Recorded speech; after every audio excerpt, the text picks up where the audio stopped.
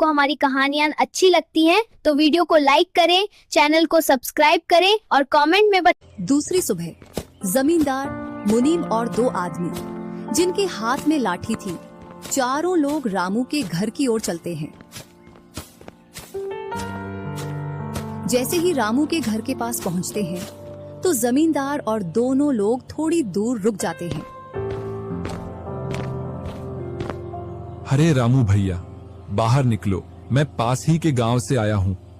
जरूर जमींदार होगा, मैं आज गेट खोलूंगा ही नहीं। मैं तुम्हारी ससुराल से आया हूँ। तुम्हारे ससुर साहब ने तुम्हारे लिए कुछ रुपए और कुछ आभूषण भेजे हैं, क्योंकि बुढ़ापे की वजह से उनसे यहाँ तक आने की नहीं बन पा रही थी, इस वजह से उन्होंने मुझे भेजा है।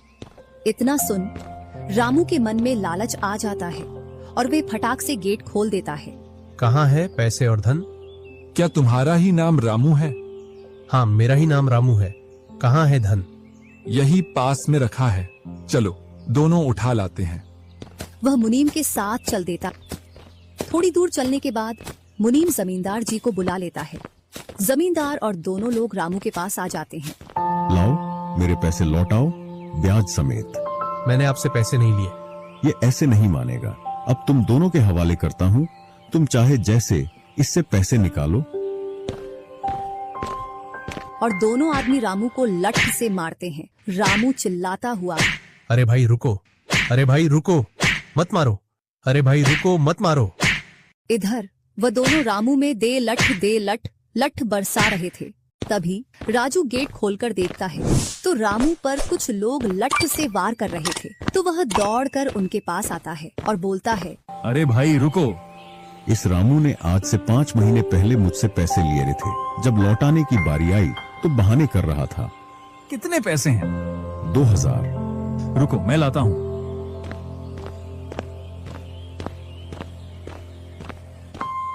राजू रुपए लाकर जमींदार को देता है और जमींदार और उसके साथी वहां से चले जाते हैं। इधर रामू भी अपने घर में चला जाता है और राजू भी। कुछ दिनों बाद दोनों भाई अपना अपना खेत खोदने के लिए खेतों पर पहुंच जाते हैं। इधर खेत खोदते खोदते राजू दौड़ते हुए रामू के पास आता है और बोलता है, देखो मुझे खेत में क्या मिला है। राजू के हाथ में हीरा देखकर रामू के मन में लालच आ जाता है और वह मन ही मन सोचता है, इसके खेत में तो और भी हीरा हो सकते हैं। क्यों ना मैं इसको मेरा वाला खेत दे दूं और इसका खेत में रख लूं, जिससे मेरे पास भी बहुत सारे हीरे हो जाएंगे। मैं क्या बोल रहा था, क्यों ना तू मेरे वाले खेत पर फसल कर ले और मैं तेरे वाले पर। इतने दिनों से तू कम जगह पर कर रहा था। और रामू राजू वाले हिस्से को खोदने लग जाता है।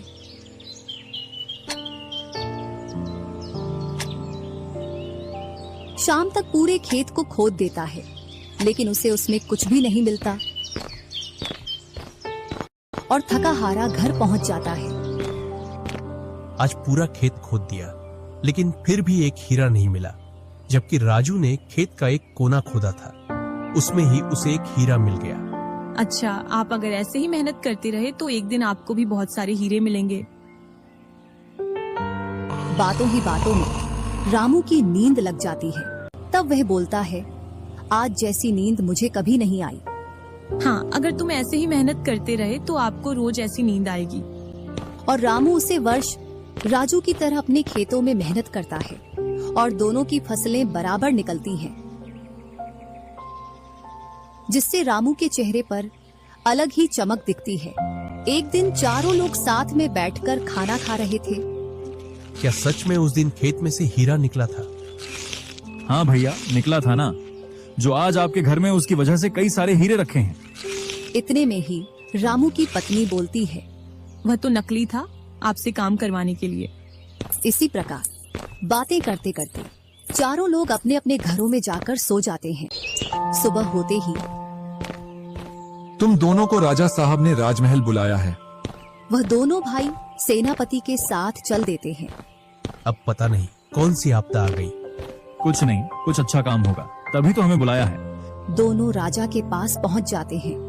हमने सुना है इस वर्ष तुम्हारी फसल सबसे अच्छी निकली है और आपने इस बार सबसे ज्यादा राजकोष में कर दिया है। इसी का आप दोनों को इनाम दिया